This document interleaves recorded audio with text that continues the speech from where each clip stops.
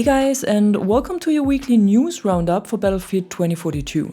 We got a new update today with changes and improvements to visual recoil and several weapon tweaks. A new mid-season event called Crimson Front has started that brings back the good old Frontlines mode, and we have the usual weekly rotation with the new missions and store items, so let's get right in. And we're gonna start it off with the update, and as usual I will go through the most important changes here in this video and show you some comparisons, especially for the visual recoil. But if you want to learn more about the update and all of its changes, you can find a link to the full patch notes in the description below.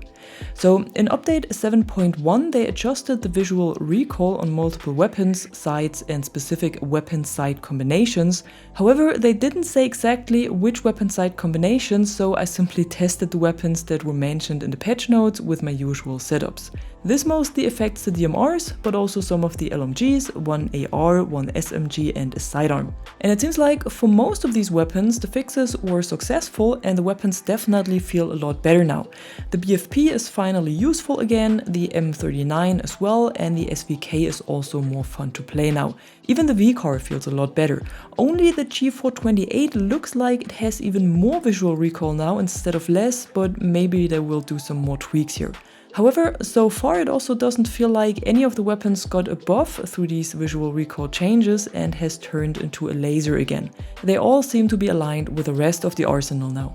And according to the patch notes, DICE also fixed the issue where the reticle was moving out of the center of the screen while shooting, as pointed out by Enders in one of his videos. But it still moves out of the center of the screen a little, at least on the PKP where I found it was the worst before. It's not as bad as it was before though, and the center seems to catch up a lot faster and seems to be more consistent in general and not all over the place like it was before. Still not fully fixed though. What I couldn't test unfortunately is the scope glint and whether it was finally removed from the Raven 4 times and PSO 5 times or not, cause Portal didn't work for some reason when I did my tests today and I couldn't host a server. But I hope this gets fixed as soon as possible so I can test it for the stealth changes video later this week. In addition to this, the AK-5C also got a little buff, cause its damage up to 50 meters was increased from 25 to 26, but that doesn't change the bullets to kill, not even on headshots. It's still 3 headshots and 4 body shots. I have tested it a little bit today and overall the weapon doesn't feel overpowered now. Plus, the recoil pattern of the weapon's hipfire was changed to have less pull to the right, and now it only moves upwards when fired from the hip, not to the right at all. The SCZ on the other hand got a little nerf and had its dispersion increased by about 8%, but only for the standard issue ammunition. It still feels pretty strong and accurate though. The Type 88 LMG on the other hand had its recoil and dispersion reduced by about 10%, and it is indeed a little bit easier to handle now and even more fun to play. And the AKS-74U got an increase in starting accuracy by 10%, the rate of fire was increased from 650 to 675, but it also got a little more horizontal recoil. Still feels pretty good though, and for me personally, finally like the weapon should feel, so definitely try it out if you haven't played it yet. And then our shotguns got some major changes, cause here the pellet spread differs now between aimed and hipfire. So when you aim down sights, the spread will be tighter, and when you fire it from the hip it will be wider. Which also means that when you want to take a shot at mid-range, you definitely need to aim down sights now to hit something, and this was not the case before. Instead, hipfire and aimed fire had the same spread. What might also be interesting is that for most shotguns the spread in aimed fire that they have now is the same spread they had before the update. So only the hipfire spread was actually changed and increased. As a result, the MCS 880 has double the spread in hipfire now that it has in aimed fire. For the 12M Auto it's a multiplier of 1.5 between aimed and hipfire. For the NVK S22 it's the same, but here the reload speed was also increased, which is a good thing on this weapon. And for the Super 500, the spread in aimed fire is only slightly smaller than it is in hipfire, so here it's almost the same. Besides all of these weapon changes, we also got a little buff to the engineer class, because now every engineer specialist will have one more rocket for all dumbfire launchers available, such as the Recoil M5 or RPG. Crawford also benefits from this and can still carry one more rocket than the other engineers. So for the RPG, for example, Crawford starts with 4 rockets and the other engineers with 3, which means you can finally take on a tank on your own again when you play as engineer, at least as Crawford. And in addition to this, the size of the AT mines was increased by about 10% to make them a little higher so they stick out more and are more visible. And we got 2 important fixes for vehicles. The EBLC Ram's spawn beacon should now work again, and the third-person crosshair on tanks is finally aligned again. And that was it for the update. Now let's have a look at the new Crimson Front event. The event runs for 2 weeks until April 30th, and as usual you can find a separate tab in the start screen with a full overview of everything available. First of all, we have the new mode Frontlines that some of you might know from former Battlefield titles already, and this is a linear mode where both teams start fighting for one objective in the middle of the map, and once the objective is captured by one of the teams, the other team is being pushed back, and then they fight for another single objective. When the team that got pushed back gets a foothold here and captures the objective, the whole thing moves back to the middle. This can go back and forth for a while until either the time runs out or one team is being pushed back to their HQ. In the HQ, there are 2 MCOMs that the team needs to defend and the attacking team has to arm them, so similar to Rush. If the defense is successful, they move forward to the last objective again. If the defense fails, the match is over and the dominating team wins. I've only played the mode for a quick round today and it seems pretty okay, but have to play it a bit more to get a better impression. So that's what we're going to do on stream tomorrow. As for the Unlockable Cosmetics, there are 4 available that you can unlock throughout the next 2 weeks, so there's no second set of items coming next week. These are the only unlockable cosmetics for the event.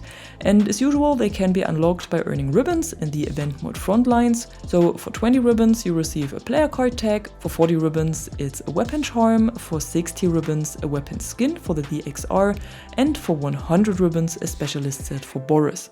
Similar to former season events, these unlockable cosmetics are also part of the special event bundles in the store, so you can either buy them as part of these bundles if you don't have the time to unlock them, or when you unlock them with ribbons, the store bundle gets a bit cheaper.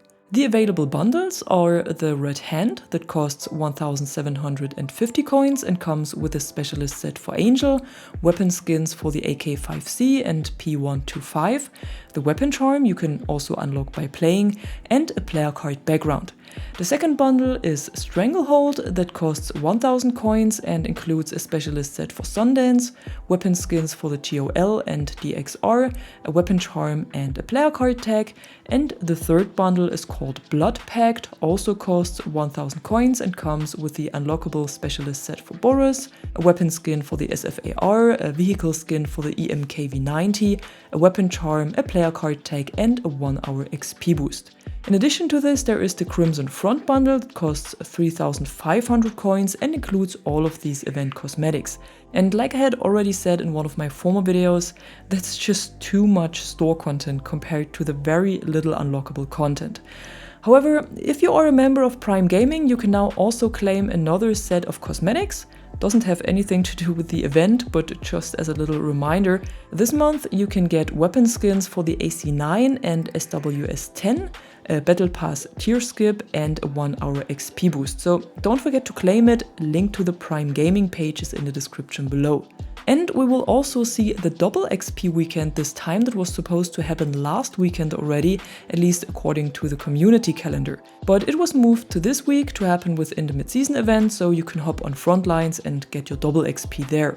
Which means starting on Friday, April 19th until Monday, April 22nd, you can earn double XP, and when you should unlock an XP booster in the Battle Pass, you can even get quadruple XP. And that was it for the news so far. Now let's have a look at the rest of the modes that was added today and at the new weekly missions. So over in Conquest, Rehaven is still available. In Breakthrough, we got the infantry playlist. Rush is taking turns with Control again and is also back. And in Portal, we got the 2 modes 1942 Rendezvous and TDM of Ages. 1942 Rendezvous is a mix of Rush and Conquest across multiple maps of all eras, but only played with 1942 soldiers and gear, and TDM of Ages is the classic team deathmatch played across all eras of Portal. On Friday we will also see a new Friday Night Battlefield experience that will be available for 24 hours. Moving on to the new missions of Season 7 Week 5, they are a bit more focused on team and objective play this time. So in the first section you have to play 2 rounds of any game mode, but when you play Frontlines it doubles the mission progression, so you only need to play 1 round. Then you have to earn 3 objective ribbons and revive 10 teammates, but if you revive your squad mates it also doubles the progression. Once the second section is unlocked, you need to earn 5 wingman ribbons that you can get by doing assists and revives, resupply 30 teammates, and do 15 kills from a distance of 25 meters or less. In the third section, you then have to do 40 kills and assists, capture 10 objectives, and spot 50 enemies. Use Pike or Casper's drone for this, depending on the map, and this should be done in no time. And for the bonus mission, you simply need to win 2 rounds of Frontlines and the week is done. As usual, you can complete all of these missions in Portal modes against AI. If Portal is working, just use one of my codes in the Experience tab and set a password if you don't want any other players to join. And that was it for today. Like I said, I'll be on stream tomorrow completing the weekly missions and playing some Frontlines, so be sure to stop by. And if you enjoyed this video, don't forget to drop a like or a comment below and subscribe to the channel for more content like this. Until then, thanks for watching and thanks to my members for the additional support. I'm the Catwoman and you are awesome.